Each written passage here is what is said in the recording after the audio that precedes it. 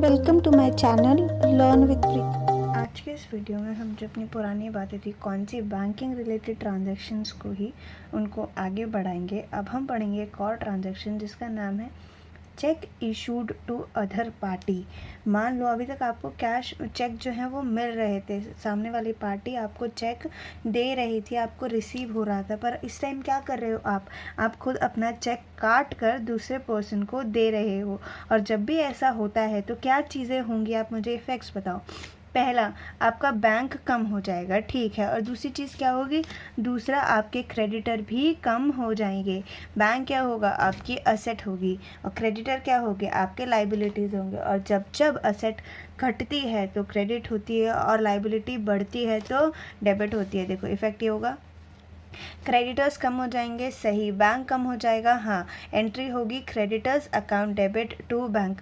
ज़रूरी नहीं है क्रेडिटर ही हो, किसी और पर्सन से आपने किसी भी चीज़ की पेमेंट करनी हो, क्रेडिटर के अलावा भी कोई और हो सकता है, एम्प्लॉय हो सकता है, तो वहाँ पे हम उसका नाम लिखेंगे। यहाँ पे अदर पार्टी का एक एग्जाम्पल मैंने क्रेडिटर लिया था।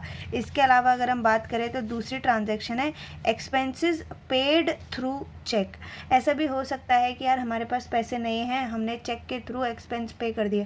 आप बोलोगे कौन सा एक्सपेंस, हमने सैलरी दे दी चेक के थ्रू, हमने रेंट की पेमेंट चेक के थ्रू कर दी, हमने क्या कहते हैं इलेक्ट्रिसिटी की पेमेंट चेक के थ्रू कर दी। ये सारी पेमेंट अगर मैं चेक के थ्रू करूँगी तो क्या मेरा एक्सपेंस होगा, करेक्ट, मेरा एक्सपेंस तो होगा ही। चाहे मैं कैश में पेमेंट करती या चेक के साथ पेमेंट करूँ तो एक्सपेंस तो हो रहा है, तो एक्सपेंस बढ़ रहा है। क्या दूसरी तरफ मेरा बैंक अकाउंट कम हो रहा है, हाँ मेरा बैंक अकाउंट भी कम हो रहा है। तो मैं क्या बोलूँगी, एक्सपेंस जो है, कोई भी एक्सपेंस XYZ नाम का एक्सपेंस बढ़ रहा है और मेरा बैंक कम हो रहा है। तो हम क्या एंट्री पास करेंगे, एक्सपेंस अकाउंट डेबिट, क्योंकि एक्सपेंस जब जब होते हैं तो डेबिट होते हैं, और टू बैंक, और बैंक एक असेट है और जब जब कम होगी तो क्रेडिट होगी। आई होप ये समझ आ रहा होगा। थर्ड एंट्री पे चलते हैं। थर्ड एंट्री है कि amount withdrawn from bank for personal use. आपने पर्सनल यूज़ के लिए कोई पैसा विड्रॉ किया है। पर्सनल यूज़ सुनते ही दिमाग में क्या आता है, ड्राइंग्स दिमाग में आती है। और ड्राइंग्स दिमाग में आना यानी ड्राइंग्स कैपिटल को कम करेंगी फॉर श्योर। ड्राइंग्स का कैपिटल को कम करना क्या हो जाता है, डेबिट हो जाता है। वहीं दूसरी तरफ क्या कैश लिया है, नहीं, बैंक से विड्रॉ किया है। एक तरफ तो कैपिटल कम होगी, वहीं दूसरी तरफ बैंक का बैलेंस भी कम हो जाएगा। तो हम बोलेंगे कैपिटल कम होती है तो डेबिट होगी, और बैंक एक असेट है, असेट कम होती है तो क्रेडिट होगी। तो हम बोलेंगे एंट्री हम कर देंगे drawings account debit to bank account. I hope आ रहा होगा। इसके बाद एक और एंट्री है जिसका नाम है interest charge by bank. Bank ने इंटरेस्ट चार्ज किया। बैंक इंटरेस्ट कब चार्ज करता है, बैंक इंटरेस्ट तब चार्ज करता है जब हमने बैंक से कोई लोन लिया हुआ हो, उस पर बैंक जो है इंटरेस्ट लेता है। अगर मैंने बैंक से 5 लाख का लोन लिया है तो वो बैंक के ऊपर है कितना परसेंट, अगर 10% इंटरेस्ट ले रहा है तो उस हिसाब से हमें जितना भी अमाउंट बनता है, आई गेस 5 लाख का 10% 50,000 रुपीज़ होता है, तो हमें बैंक को 50,000 रुपीज़ पे करने होंगे। तो बैंक कहता है आप मुझे दो या मैं आपके अकाउंट से काटूं, सेम बात, आप मुझे दो या मैं आपके अकाउंट से बात काटूँ, सेम बात। तो इसलिए बैंक अपने आप हमारे अकाउंट से इंटरेस्ट चार्ज कर लेता है। इंटरेस्ट चार्ज करना यानी खर्चा होना। बोलो खर्चा इसलिए है क्योंकि लोन लिया था तो उसके बदले में हमें इंटरेस्ट देना पड़ रहा है, तो हमारा इंटरेस्ट चार्ज नाम का खर्चा बढ़ गया। दूसरी तरफ क्या बैंक का बैलेंस कम हो जाएगा, हाँ हो जाएगा। क्यों, क्योंकि बैंक खुद ब खुद हमारे अकाउंट से पैसा डिडक्ट कर लेगा। इसलिए हम बोलेंगे इंटरेस्ट जो कि एक एक्सपेंस है वो बढ़ेगा और बैंक कम होगा। तो एंट्री क्या होगी, interest account debit to bank. इसके अलावा क्या ट्रांजैक्शन हो सकती है, पढ़ते हैं। इसके अलावा है कि इंटरेस्ट अलाउड बाय बैंक। हाँ, अभी तो इंटरेस्ट चार्ज किया, अब इंटरेस्ट दे भी रहा है, क्यों नहीं देगा।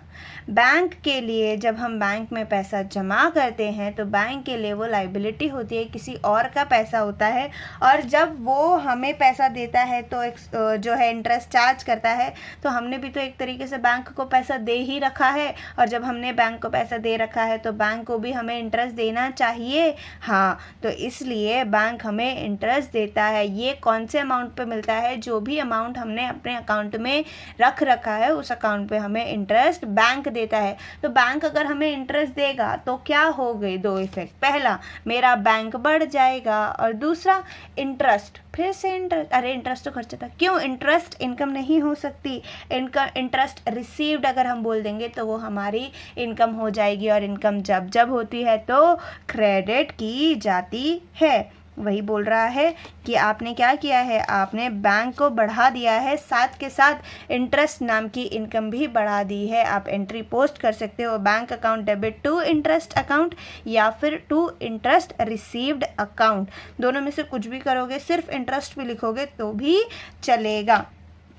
इसके बाद आपकी लास्ट एंट्री है जिसका नाम है bank charges expenses for its services. ये क्या हुआ, बैंक ने चार्ज किए हैं कुछ एक्सपेंस सर्विसेज के लिए। आप बोलोगे सर्विसेज के लिए, हाँ बैंक आपको एटीएम सर्विसेज देता है, बैंक आपको क्या कहते हैं चेकबुक की सर्विसेज देता है, बैंक और बहुत सारी सर्विसेज देता है कि आपकी ईएमआई टाइम पे भर देता है। ये सारी चीज़ें जो हैं अगर आप इंस्ट्रक्शंस दे बैंक को तो ये सारी चीज़ें क्या बैंक एम ही कर देगा, फ्री में कर देगा। एसएमएस आता है ना, जब बैंक से पैसा निकालते हो डालते हो एसएमएस आता है, उसके चार्जेस लगते हैं, वो सारी चीज़ें कहाँ से वो आप ही से तो चार्ज करेगा।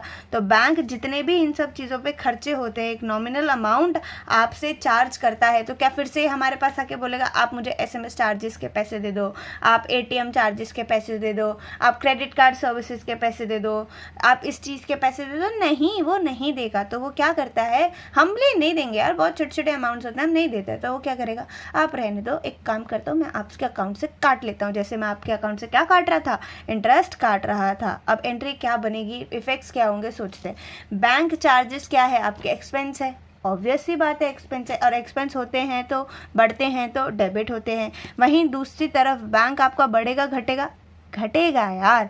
और जब जब बैंक घटता है, असेट घटती है तो क्रेडिट होती है। आप एंट्री पास करोगे bank charges account debit to bank. आप चार्जेस क्यों बोल रहे हो सकता है बैंक ने एसएमएस के लिए चार्ज किया तो हम बोलेंगे एसएमएस चार्जेस।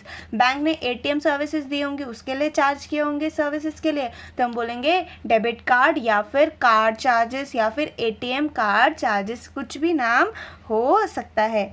और यहाँ पे जितनी भी बैंकिंग ट्रांजैक्शन थी आई होप मैंने सारी कवर कर ली है। अब इसके बाद हम बैंकिंग ट्रांजैक्शन से रिलेटेड भी एक दो क्वेश्चन करेंगे ताकि हमें समझ में आ जाए कि अगर ये प्रॉपर एक फुल फ्लेज क्वेश्चन बनता है तो इसको किस तरीके से ट्रीट करेंगे। Thank you for watching my video, please subscribe and press the bell icon, also hit the like button if you like.